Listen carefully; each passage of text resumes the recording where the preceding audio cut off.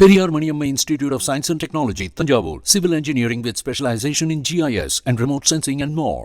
சினிமாவோட வியூவர்ஸுக்கு வணக்கம். இந்த வீடியோ ரிவ்யூல நம்ம பார்க்க இருக்கிற திரைப்படம் டெட்பூல் அண்ட் உல்வரின். மார்வல் படங்கள் அப்படின்னாலே இப்போ இருக்கிற ஜென்ரேஷனுக்கு MCU அப்படிங்கிறதா மைண்டில் அந்த ஓடுற ஒரு வார்த்தையாக இருக்கும். பட் அதுக்கு முன்னாடி 90s கிட்ஸை கேட்டால் ஃபாக்ஸ் மார்வல் படங்களை ரொம்பவே ப்ரிஸ்கிரைப் பண்ணி சொல்லுவாங்க. அதுவும் குறிப்பாக எக்ஸ்மென் பட வரிசை எல்லாருக்குமே ஃபேவரட்டாக இருந்துச்சு. அந்த படத்தோட ஒரிஜினல் ட்ரைலாஜியாக இருக்கட்டும், அதுக்கப்புறம் அந்த ப்ரீக்வல் ட்ரைலாஜியாக இருக்கட்டும், உல்வரினோட ஸ்டாண்டலோன் படங்களாக இருக்கட்டும், கடைசியாக வந்த லோகனா இருக்கட்டும், எல்லாமே ரொம்ப ஒரு எக்ஸலண்ட்டான ஒரு படங்கள் அப்படிங்கிறதுல மாற்று கருத்திலே. ஆப்வியஸ்லி சில படங்கள் அதுக்கப்புறம் அந்த படங்கள் கொஞ்சம் ஒரு மிஸ்ஃபயர் ஆயிருந்தாலும் ஒரிஜினல் அந்த எக்ஸ்மென் யூனிவர்ஸ் அப்படிங்கிறது இன்னுமே மைண்டில் ஃப்ரெஷ்ஷாக தான் இருக்குது. அதுலேயும் குறிப்பாக உல்வரின் கேரக்டர் அப்படிங்கிறது எல்லாருக்கும் ஒரு ஃபேன் ஃபேவரட் அப்படிங்கிறத சொல்லலாம். அண்ட் ஆப்வியஸ்லி அதுக்கப்புறம் அந்த டெட்பூல் கேரக்டர் அந்த யூனிவர்ஸை டோட்டலாக சேஞ்ச் பண்ணிச்சு. இன்ஃபேக்ட் சூப்பர் ஹீரோ படங்களுக்கான கிராமரே மாற்றி எழுதிச்சு அப்படின்னு கூட சொல்லலாம். ரயன் ரெனால்ட்ஸ் அந்த கேரக்டர் அப்ரோச் பண்ண விதம், ஃபோர்த் வால் பிரேக்கிங் உள்ளிட்ட பல விஷயங்கள் அந்த கேரக்டரை ஸ்டாண்டர்டாக மாற்றிச்சு. அண்ட் வாலண்டியராக இன்ஃபேக்ட் சொல்ல போனோம் அப்படின்னா இப்போ இந்த டிஸ்னி ஃபாக்ஸ் மெர்ஜருக்கு அப்புறம் டெட்பூல் கேரக்டர் ஆப்வியஸ்லி MCUக்குள்ளே என்ட்ரி ஆகணும் அப்படிங்கிறதுல ரொம்ப தீவிரமாகவே இருந்தாங்க டிஸ்னி அப்படிங்கிறது சொல்லலாம். அதுக்கேற்ற மாதிரியான ஒரு ஸ்கிரிப்ட் தான் ரயன் ரெனால்ட்ஸ் கொண்டு வந்திருந்த டெட்பூல் அண்ட் உல்வரின். நான் மட்டும் வராமல் உல்வரினையும் கூட்டிகிட்டு வரேன் அப்படிங்கிற மாதிரியான ஒரு படத்தை எடுத்திருக்காரு. ஸோ டெட்பூல் அண்ட் உல்வரினோட MCU ஹோம் கமிங் எப்படி இருந்துச்சு அப்படிங்கிறத இந்த ரிவ்யூவில் பார்க்கலாம். வாங்க ரிவ்யூக்குள்ளே போகலாம்.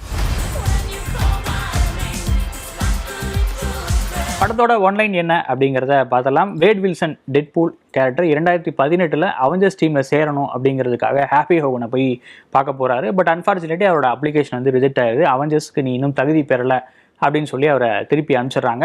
ஸோ இனிமேல் டெட்பூலே வேண்டாம், இந்த சூப்பர் ஹீரோ வாழ்க்கையே வேண்டாம், இல்லை சூப்பர் வில்லன் வாழ்க்கையே வேண்டாம் அப்படிங்கிறது முடிவு எடுத்துட்டு ஒரு சட்டிலான ஒரு வாழ்க்கை தன்னோட கேர்ள் ஃப்ரெண்ட் கூட வாழணும் அப்படிங்கிற மாதிரிலாம் ட்ரை பண்ணி வாழ்ந்துட்டு இருக்காரு Wade Wilson. But obviously girl ஃப்ரெண்டுக்கும் அவருக்கும் ஒரு ரிஃப்ட் அப்படிங்கிற மாதிரி காட்டப்படுது. வாழ்க்கையே வெறுத்து போய் இனிமேல் நமக்கு எதுவுமே இல்லை அப்படிங்கிற ஒரு மோடில் தான் தன்னோட லைஃப்பை லீட் பண்ணிட்டு இருக்காரு. இதுக்கு இடையில அவரை டைம் வேரியன்ஸ் அத்தாரிட்டி சேர்ந்த அந்த அமைப்பு சேர்ந்த ஆட்கள் வந்து அவரை கடத்திட்டு போயிடுறாங்க. பேரடாக்ஸ் அப்படிங்கிற ஒருத்தட்ட கூட்டிகிட்டு போகிறாங்க. பேரடாக்ஸ் டெட்பூலுக்கு ஒரு மிஷன் வந்து கொடுக்குறாரு. பட் அங்கே போனதுக்கு அப்புறம் தான் தெரியுது டெட்பூல் யூனிவர்ஸோட ஆதார சக்தியான லோகன் அப்படிங்கிற கேரக்டர் இறந்துட்டதுனால அவரோட யூனிவர்ஸ் கொலாப்ஸ் ஆகிட்டு இருக்கு அப்படிங்கிறது டெட்பூலுக்கு தெரிய வருது. அந்த லோகன் கேரக்டர் ஆப்வியஸ்லி உல்வரின் அந்த கேரக்டர் தான். ஸோ உல்வரின் இல்லாதனால அவரோட யூனிவர்ஸ் கொலாப்ஸ் ஆகிட்டு இருக்கு அப்படிங்கிறது டெட்பூலுக்கு தெரிய வருது. ஸோ நம்ம வேற ஒரு உல்வரினை கண்டுபிடிச்சி கூப்பிட்டு வந்துட்டா நம்ம யூனிவர்ஸை காப்பாற்ற முடியும், நம்மளோட கேர்ள் ஃப்ரெண்ட்லேருந்து நம்மளோட நண்பர்கள் எல்லாத்தையும் காப்பாற்ற முடியும் அப்படிங்கிற முடிவுக்கு வராரு. ஸோ ஆப்வியஸ்லி உல்வரினோட இன்னொரு வேரியண்ட்டை அவர் தேடி கண்டுபிடிக்கிறாரு. அந்த உல்வரின் அப்படிங்கிற அந்த இன்னொரு வேரியண்ட் வந்ததுக்கப்புறம் இந்த டெட்பூலும் அந்த உல்வரினும் சேர்ந்து செய்கிற சாகசங்கள் தான் இந்த படத்தோட ஒன்லைன். படத்தில் யாரோட பர்ஃபார்மன்ஸ்லாம் சிறப்பாக இருந்துச்சு அப்படிங்கிறத பார்த்தலாம். எகைன் டெட்பூல் வேட் வில்சன் அப்படிங்கிற அந்த கேரக்டரில் ரயன் ரெனால்ட்ஸுக்காக டெட்பூல் எழுதப்பட்டுச்சா முன்னாடியே, இல்லை ரயன் ரெனால்ட்ஸ் டெட்பூல் கேரக்டருக்காக பிறந்தாரா அப்படின்னு கேள்வி கேட்குற மாதிரி தான் இருக்குது. அந்த அளவுக்கு டெட்பூல் கேரக்டரை என்னை தாண்டி வேறு யாராலும் சிறப்பாக பண்ண முடியாது அப்படிங்கிறத ரயன் ரெனால்ட்ஸ் திரும்ப நிரூபிச்சிருக்காரு. அந்தளவு ஒரு பிளாஸ்டிங்கான பெர்ஃபார்மன்ஸ். இன்ஃபேக்ட் உல்வரின், அதாவது ஹக் ஜாக்மேனுக்கு ஒரு மிகப்பெரிய ஃபேன் ஃபாலோயிங் இருக்குது. அவர் அந்த உல்வரின் அந்த கேரக்டருக்கு, லோகன் அப்படிங்கிற கேரக்டருக்கு ஒரு தனி மைலேஜே இருக்குது. பட் இன்ஃபேக்ட் அதெல்லாம் தாண்டி நம்ம டெட்பூலை ரசிக்கிறோம் அப்படின்னா அதுக்கு முதல் காரணம் ரயன் ரெனால்ட்ஸோட ஆக்டிங் தான் அப்படின்னு கூட சொல்லலாம். அவருக்கு எழுதப்பட்ட டயலாக்ஸாக இருக்கட்டும், அதை அவர் டெலிவரி பண்ணுற விதமாக இருக்கட்டும், எல்லாமே எக்ஸலண்ட்டாகவே இருந்துச்சு அப்படின்னு சொல்லலாம். இன்ஃபேக்ட் இந்த படத்தில் ஹக் ஜாக்மேனை உல்வரின் அந்த கேரக்டரை இது படம் அப்படிங்கிறத தாண்டி எந்த அளவுக்கு ரயன் ரெனால்ட்ஸ் நேசிக்கிறார் அப்படிங்கிறத பல இடங்களில் ஆஃப் த கேமரா வெளிப்படுத்துகிறாரு. அந்த ஃபோர்த் வால் பிரேக்கிங்கில் நிறைய விஷயங்கள் அந்த மாதிரி இந்த படத்தில் யூஸ் பண்ணியிருக்காங்க. அதெல்லாமே எக்ஸலண்ட்டாக இருக்குது. அந்த எக்ஸலண்ட்டாக வந்ததுக்கு காரணம் ரயன் ரெனால்ட்ஸோட பெர்ஃபார்மன்ஸ் தான் அப்படின்னு கூட சொல்லலாம். கதையின் இரண்டாவது நாயகனாக உல்வரின். இன்ஃபேக்ட் 90s கிட்ஸுக்கு இது ஒரு மிகப்பெரிய நாஸ்டால்ஜியாவாக இருக்கும். அந்த உல்வரின் அப்படிங்கிற கேரக்டர் திரும்ப ஒரு பெரிய திரையில் பார்க்குறது ஒரு நிச்சயமாக ஒரு பேரனுபவமாக இருக்கும் அப்படின்னு தான் சொல்லலாம். அதுவும் அந்த பழைய அந்த ஒரிஜினல் காமிக்ஸ் ஷூட்டை இந்த படத்தில் யூஸ் பண்ணியிருக்காங்க. இன்ஃபேக்ட் பழைய உல்வரின் படங்கள் அது யூஸ் பண்ணப்பட்டதே இல்லை. முதல் முறையாக அந்த எல்லோ சூட்டை போட்டு வந்து அவர் பண்ணுற ஸ்டன் காட்சிகள் வந்து பல விஷயங்கள் ரொம்பவே அப்ளாஸாக இருக்குது. அவரோட ஸ்டன் சீக்வன்ஸ்க்கு அவர் போட்ட உழைப்பாக இருக்கட்டும், அந்த டெட்பூல் அப்படிங்கிற அந்த தொல்லை பண்ணுற கேரக்டர் அவர் டீல் பண்ணுற விதமாக இருக்கட்டும், எல்லாத்துலேயும் ஒரு நீட்டான பெர்ஃபார்மன்ஸை ஜாக்மேன் கொடுத்துருக்காரு. இன்ஃபேக்ட் அவரோட அந்த புது இன்னிங்ஸ், இந்த second innings super hero innings வந்து கண்டினியூ ஆகணும் அப்படின்னு ஃபேன்ஸ் எல்லாம் வேண்டுற அளவுக்கு தான் அவரோட பெர்ஃபார்மன்ஸ் இருக்குது.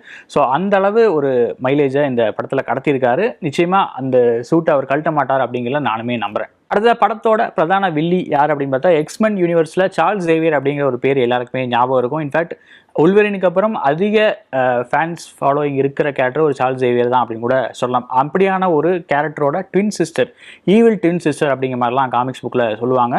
கெசாண்ட்ரா நோவா அப்படிங்கிற அந்த கேரக்டரில் எம்மா கோரின் நடிச்சிருக்காங்க. அவங்களோட அந்த பவர்ஸை டிஸ்பிளே பண்ணுற அந்த காட்சிகள், அந்த 2 சூப்பர் ஹீரோக்களை அவங்க டீல் பண்ணுற விதம் எல்லாமே ரொம்ப அட்டகாசமாக இருந்துச்சு. ஒரு ஒரு பிரில்லியண்ட்டான பர்ஃபார்மன்ஸ்னு சொல்லலாம். அதாவது ஒரு ஃபிசிக்கில் அந்தளவு பவர் இல்லை, ஒரு ஒரு ஒரு வீக்கான பர்சனாக தெரிஞ்சாலுமே அவங்களோட அந்த மற்ற பாடி லாங்குவேஜ், மேனரிசம்ஸ், அந்த பவரை டிஸ்பிளே பண்ணுற விதம் இதெல்லாமே ரொம்ப எக்ஸலண்ட்டாகவே இருந்துச்சு. அந்த விஷயத்திலே நம்மளை வந்து கன்வின்ஸ் பண்ணிடுறாங்க அவங்க ஒரு டெரரான வில்லன் அப்படிங்கிறத. அந்த அளவுக்கு ஒரு நீட்டான பெர்ஃபார்மன்ஸ் கொடுத்துருக்காங்க. டெட்பூல் அண்ட் வூல்வரின் படத்தோட பாசிட்டிவ்ஸ் என்ன அப்படிங்கிறத பார்த்தலாம். நிச்சயமாக இந்த படத்தோட பெரும்பலம் இந்த படத்தோட ஸ்க்ரீன் பிளேவும் டைலாக்ஸும் தான். அதுவும் அந்த டெட்பூலோட வாய்ஸ் ஓவரில் வர டைலாக்ஸ் ரொம்பவே அப்ளாஸ் ரகம். ஃபோர்த் வால் பிரேக்கிங் அப்படிங்கிறத ரொம்ப ஈஸியாகவே பண்ணுறாங்க. ரொம்ப அது பிரில்லியண்ட்டான ரைட்டிங்காகவும் இருக்குது அப்படிங்கிறதும் ஒரு நோட் பண்ண வேண்டிய விஷயம். அதுவும் அந்த ஸ்டூடியோஸ், 2 ஸ்டூடியோஸ்க்கு இருக்கிற ரைவல்ரி, ஃபாக்ஸ் அப்படிங்கிறத டிஸ்னி வாங்கினதுக்கப்புறம் நடக்கிற விஷயங்கள் எல்லாத்தையும் அந்த அந்த சமகால நிகழ்வுகளெல்லாம் ரொம்ப சட்டிலாக ஹியூமரஸாக கலாய்ச்சிட்டே போகிறாரு டெட்பூல் கேரக்டர். அந்த ஃபோர்த் வால் பிரேக்கிங் ரொம்ப இன்ட்ரெஸ்டிங்காகவே இருந்துச்சு. அது இந்த படத்துக்கு இன்னொரு பாசிட்டிவாகவும் மாறி இருக்கு. எந்த அளவுக்கு சிரத்தை எடுத்திருக்காங்க அப்படின்னா, அந்த வாய்ட் அப்படிங்கிற உலகத்தில் இந்த யூனிவர்ஸுக்கு தேவையில்லாத, அந்த சேக்ரெட் டைம்லைனுக்கு தேவையில்லாத ஒரு பொருட்கள், அந்த கேரக்டர்ஸ் எல்லாத்தையும் கொண்டு போய் அந்த வாய்டில் வந்து அடைச்சிட்றாங்க டிவியே. அந்த யூனிவர்ஸை பாப்புலேட் பண்ண விதம், அந்த வாய்டு யூனிவர்ஸை பாப்புலேட் பண்ண விதம் அப்படிங்கிறது ரொம்பவே பிரில்லியண்ட்டான ரைட்டிங். எங்கெங்கெல்லாம் எந்தெந்த படங்கள்லாம் டிஸ்கன்யூ ஆச்சோ அந்தந்த படங்கள் இருக்கிற ஆட்கள்லாம் தூக்கிட்டு போய் அங்கே பாப்புலேட் பண்ணியிருக்காங்க. அந்த கேமியோஸ் எல்லாமே பிரில்லியண்ட்டாக எழுதப்பட்டிருக்கு. எந்த கேமியோஸுமே வந்து கதைக்கு அதாவது என்ன சொல்கிறது, கதைக்கு தேவையாக இருந்திருக்கு அப்படின்னு கூட சொல்லலாம். கதைக்கு வெளியே இருந்து ஒரு ஆட்களை கூட்டு வந்து ஒரு சும்மா ஒரு ஃபேன் சர்வீஸாக இல்லாமல் அந்த கேமியோஸ் வரதுக்கான ஒரு ரீசனும் கதையில் இருந்தது அப்படிங்கிறதே ஒரு ஆரோக்கியமான ரைட்டிங் தான். அது இந்த படத்தில் நிச்சயமாக வெளிப்பட்டிருக்கு அப்படின்னு சொல்லலாம். அதுவும் ஒரு கட்டத்தில் டெட்பூல் அப்படிங்கிற கேரக்டரை MCU கொண்டு வர படம் அப்படிங்கிறதெல்லாம் மறந்துட்டு அந்த தயாரிப்பு நிறுவனங்களுக்கு இடையே இருக்கிற அந்த ரைவல்ரி, அந்த காப்பிரைட் பிரச்சனை, ரைட்ஸ் பிரச்சனை, பட்ஜெட் பிரச்சனை அப்படின்னு நிறைய விஷயங்களை சும்மா கலாச்சி தள்ளியிருக்காங்க. அது எல்லாமே அந்த ஈஸ்டர் எக்ஸ் எல்லாமே புரிஞ்சவங்களுக்கு நிச்சயமாக இது ஒரு பிரில்லியண்ட்டான ஒரு என்டர்டெயின்மெண்ட்டாக இருக்கும். அதுக்கு இந்த முக்கியமான காரணம் Ryan Reynolds and director Shawn லெவியோட எழுத்து கூட்டணி தான். அண்ட் ஓவராலாக கிராஃப்டாகவும் ஷான் லெவி ரொம்ப நல்லாவே ஸ்கோர் பண்ணியிருக்காரு. ஸ்டன் சீக்வன்ஸ் வந்து பல விஷயங்களுக்கு நல்ல ஒரு பிரில்லியண்ட்டான அவுட்புட்டை வாங்கியிருக்காரு. ஆப்வியஸ்லி ஹாலிவுட் படங்களில் கிராஃபிக்ஸ், VFXக்கு எந்த பிரச்சனையும் இருக்காது. அது இந்த படத்துலையும் கண்டினியூ ஆகுது.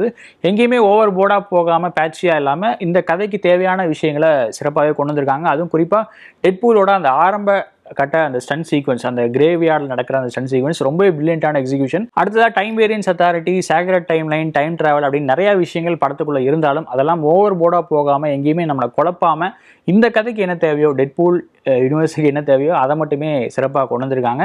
டெட்பூல் கேரக்டர் மூலமாக அந்த டைம் லைன், டைம் ட்ராவல் இதெல்லாம் அப்ரோச் பண்ணதுனாலே என்னமோ அது நமக்கு ஈஸியாகவே புரிஞ்சிருக்கு. எங்கேயுமே அதை வந்து ரொம்ப ஹார்ட் சயின்ஸாக போகாமல், இன்ஃபேக்ட் லோக்கி சீரிஸ் அளவுக்கு கூட ரொம்ப ஹார்டாக அது விளக்காமல் இந்த படத்துக்கு ரொம்ப சட்டிலாகவே யூஸ் பண்ணியிருக்காங்க. அது ஒரு பெரிய பாசிட்டிவாகவும் மாறி இருக்கு. அடுத்து என்னதான் ஃபாக்ஸ் ஸ்டுடியோவை கலாய்ச்சாலும் இறுதியில் வர அந்த ட்ரிபியூட் வீடியோ ரொம்ப நெகிழ்ச்சியாகவே இருந்துச்சு. இன்ஃபேக்ட் அந்த ஃபாக்ஸ் மார்வல் யூனிவர்ஸுக்கு ஒரு மிகப்பெரிய ட்ரிபியூட்டாக இந்த ஒரு கிளிப்பிங்கையும் சொல்லலாம். இன்ஃபேக்ட் எனக்கு தெரிஞ்சு அதுக்கப்புறம் யூடியூப்லாம் ரிலீஸ் ஆகும்னு நினைக்கிறேன் அந்த கிளிப்பிங். அந்தளவு ரொம்ப எமோஷனலான ஒரு மொமெண்ட் தான் அது. அந்த ஃபாக்ஸ் மார்வல் யூனிவர்ஸை நீங்கள் தொடர்ந்து ஃபாலோ பண்ணிட்டு வந்து ஒரு 90s கிட்ஸாக இருந்தீங்கன்னா அந்த என் கிரெடிட்ஸ், மிட் கிரெடிட்ஸில் வர அந்த சீக்வன்ஸை நிச்சயமாக மிஸ் பண்ணிடாதீங்க. அதை அந்த ட்ரிபியூட் வீடியோ ரொம்பவே மூவிங்காக இருந்துச்சு அப்படிங்கிறத மறுபடியும் சொல்லிக்கிறேன். படத்தில் இதெல்லாம் பெட்டராக இருந்திருக்கலாம் அப்படிங்கிறத பார்த்தலாம். எனக்கு பிரதானமாக தெரிஞ்ச ஒரு பெரிய மிஸ்டேக் என்ன அப்படின்னா லாஜிக்கல் எரர் தான். என்ன அப்படின்னா லோகன் படத்தில் 2029 கதை நடக்கிற மாதிரி காட்டப்பட்டிருக்கும். 2029 தான் லோகன் அப்படிங்கிற அந்த உல்வரின் கேரக்டர் இறக்குற மாதிரி காட்டுவாங்க. அண்ட் அந்த டைமில் அவரோட பொண்ணு ஒருத்தங்க இருப்பாங்க, அவங்களோட அந்த கேரக்டரும் சின்ன பொண்ணாக காட்டப்பட்டிருக்கும். பட் இந்த படம் 2024 நடக்குது. அதாவது 2018 டெட்பூல் வந்து அவெஞ்சர்ஸில் ரிஜெக்ட் பண்ணப்படுறாரு. அதுக்கப்புறம் 6 வருஷம் கழிச்சு கதை நடக்குது அப்படிங்கிற மாதிரி தான் கிரெடிட்ஸில் போட்டாங்க. பட் இந்த படம் 2024 நடக்குது அப்படிங்கும்போது உல்வரின் கேரக்டர் முன்னாடியே இறந்துட்டதா எப்படி காட்ட முடியும் அப்படிங்கிறது தெரியல. ஏன்னா அதுக்கப்புறம் 5 வருஷம் கழிச்சு தான் உல்வரின் கேரக்டர் இறக்குறாரு. அப்படிங்கும்போது டைம் வேரியன்ஸ் அத்தாரிட்டி லோகன் அப்படிங்கிற கேரக்டர் இறந்துட்டனால உங்கள் யூனிவர்ஸ் அழியுது அப்படிங்கிற மாதிரி ஒரு பாயிண்ட்டை சொல்கிறாரு. அது எப்படி சாத்தியம் அப்படிங்கிறது புரியல. அண்ட் 2029 சின்ன பொண்ணாக இருந்த லோகனோட பொண்ணு இந்த பாட்டில் கொஞ்சம் ஒரு டீனேஜர், ஒரு வளர்ந்த பொண்ணாக காட்டுறாங்க. அந்த லாஜிக்குமே இடிக்குது. ஸோ இந்த டைம் லைன் அப்படிங்கிறது ரொம்ப குழப்பமாகவே இருந்துச்சு அப்படின்னு கூட சொல்லலாம். இந்த டெட்பூல் அண்ட் உல்வரின் அப்படிங்கிற படம் அந்த மார்வலோட அந்த ஃபாக்ஸ் மார்வலோட டைம்லைனில் எந்த காலகட்டத்தில் நடக்குது அப்படிங்கிறதுல கொஞ்சம் தெளிவில்லை. அது ஒரு பெரிய லாஜிக் எரராக மாறி இருக்கு. அதே மாதிரி படத்தில் நிறைய கேமியோஸ் இருந்தாலும் எல்லாருக்குமே ஒரு சுபம் போட்டு முடிக்கணும் அப்படிங்கிற மாதிரி ஒரு நிர்பந்தம் இருந்துச்சா அப்படிங்கிறது தெரியல. இது டிஸ்னியோட ஸ்டைலாக இருக்கே அப்படின்னு கூட சொல்லலாம், டெட்பூலோட ஸ்டைல் இல்லையே அப்படின்னு கூட சொல்லலாம். ஏன்னா அந்தளவுக்கு ஒரு சில கோரிக்கைகள்லாம் கிளைமேக்ஸில் ஹீரோ வைக்கிறாரு, அது எல்லாமே நிறைவேற்றப்படுது அப்படிங்கிற மாதிரி சொல்கிறாங்க. இது வந்து ரொம்ப பாசிட்டிவான ஒரு எண்டிங்காக இருக்குது, டிஸ்னியோட ஒரு ஃபேரி டேல பார்க்குற மாதிரி இருக்கே அப்படின்னு கூட ஃபீல் ஆச்சு. டெட்பூலோட ஸ்டைல் இது இல்லையேப்பா அப்படின்னு கூட சொல்ல வச்சு. அடுத்த இந்த படத்தில் இருந்த இன்னொரு பெரிய நெகட்டிவாக நான் பார்த்த விஷயம் என்ன அப்படின்னா, இந்த இரட்டை அர்த்த வசனங்கள், ஆபாச வசனங்கள் அப்படிங்கிறது இந்த பாட்டில் கொஞ்சம் ஓவர் போர்டாக போயிட்டு ஒரு ஃபீல் இருந்துச்சு. ஆப்வியஸ்லி ஃபர்ஸ்ட் 2 பாட்லேயும் அது இருக்கும் தான், பட் ஸ்டில் இந்த பாட்டில் கொஞ்சம் அது அதீதமாக இருந்த ஃபீல் இருந்துச்சு. ஏன்னா கதைக்கு தேவையில்லாத இடத்துல கூட அந்த மாதிரியான டைலாக்ஸ் எல்லாது நிறையா அது யூஸ் பண்ணியிருந்தாங்க, அதை தவிர்த்துருக்கலாம் அப்படின்னு ஃபீல் ஆச்சு. அண்ட் ஆப்வியஸ்லி உல்வரினுக்கும் டெட்பூலுக்குமான அந்த கெமிஸ்ட்ரியை டிஸ்கிரைப் பண்ணுற கே ஜோக்ஸ் உள்ளிட்ட பல விஷயங்கள் கொஞ்சம் ரெப்பிடேட்டிவாக ஃபீல் ஆச்சு. ஒரு இடத்துல 2-3 இடத்துல அது சொன்னதுக்கப்புறமும் திரும்ப நிறையா காட்சிகளில் இன்ஃபேக்ட் எண்டு வரைக்குமே அந்த டைலாக்ஸை ரிப்பீட்டேட்டிவாக யூஸ் பண்ணிட்டே இருக்காங்க. அதை கொஞ்சம் அவாய்ட் பண்ணியிருக்கலாம் அப்படின்னு ஃபீல் ஆச்சு. அடுத்ததாக ஒரு சில இடங்களில் இந்த தன்பால் ஈர்ப்பாளர்களை கேலி செய்கிற மாதிரியான வசனங்களும் இடம்பெற்றிருந்துச்சு. அது ஒரு செல்ஃப் அவேராக வச்ச மாதிரி தான் ஒரு ஃபீல் இருந்தாலுமே இன்ஃபேக்ட் அதை வந்து ஒரு கொஞ்சம் சட்டிலாக ப்ளே பண்ணி அதை அந்த எல்லைக்கே போகாமல் தவிர்த்துருக்கலாமே அப்படின்னு ஃபீல் ஆச்சு. டெட்பூல் அண்ட் உல்வரின் படத்தோட ஓவரால் வெர்டிக்ட் என்ன அப்படிங்கிறத பார்த்தலாம். ஐசியூவில் இருக்கிற எம்சியூவை காப்பாற்ற வந்த மார்வல் ஆண்டவர் டெட்பூல் அப்படின்னு கூட சொல்லலாம். இந்த படத்தை நீங்கள் பார்த்துருந்தீங்க அப்படின்னா உங்களோட வியூ என்ன அப்படிங்கிறத கமெண்ட்ல சொல்லுங்கள், நானுமே தெரிஞ்சுக்கிறேன். வேற ஒரு வீடியோ உங்களுக்கு மீட் பண்ணுறேன். நன்றி, வணக்கம். Periyar Maniamma Institute of Science and Technology, Tanjavur, Civil Engineering with specialization in GIS and remote sensing and more.